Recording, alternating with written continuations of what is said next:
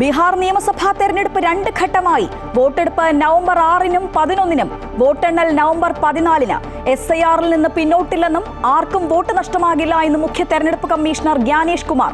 Voter പട്ടിക പരിഷ്കരണ വിവാദത്തിന് പിന്നാലെയുള്ള തെരഞ്ഞെടുപ്പിനെ ഉറ്റുനോക്കി രാജ്യം.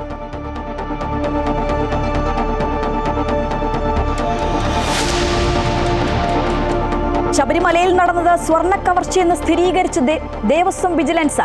ദ്വാരപാലക പാളിയിൽ നിന്ന് മാത്രം കാണാതായത് 1.5 കിലോയിലേറെ സ്വർണം. A. പത്മകുമാറിന് ഉണ്ണികൃഷ്ണൻ പോറ്റി അയച്ച ഇമെയിൽ നിർണായക തെളിവാകും. ADGP H. വെങ്കടേഷിന്റെ നേതൃത്വത്തിൽ പ്രത്യേക അന്വേഷണ സംഘത്തെ നിയോഗിച്ച് ഹൈക്കോടതി. തീരുമാനം സ്വാഗതം ചെയ്ത ദേവസ്വം മന്ത്രി. വിവാദത്തിൽ നിയമസഭയിൽ ബാനർ ഉയർത്തി പ്രതിപക്ഷ പ്രതിഷേധം.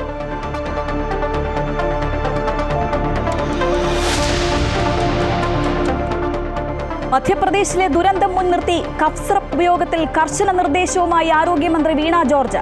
ഡോക്ടറുടെ കുറിപ്പടിയില്ലാതെ 12 വയസ്സിന് താഴെയുള്ള കുട്ടികൾക്ക് കഫ് സിറപ്പ് നൽകരുതെന്ന് നിർദ്ദേശം. ചുമ മരുന്നുകളുടെ ഉപയോഗത്തിൽ അടിയന്തര റിപ്പോർട്ട് സമർപ്പിക്കാൻ 3 അംഗ സമിതി.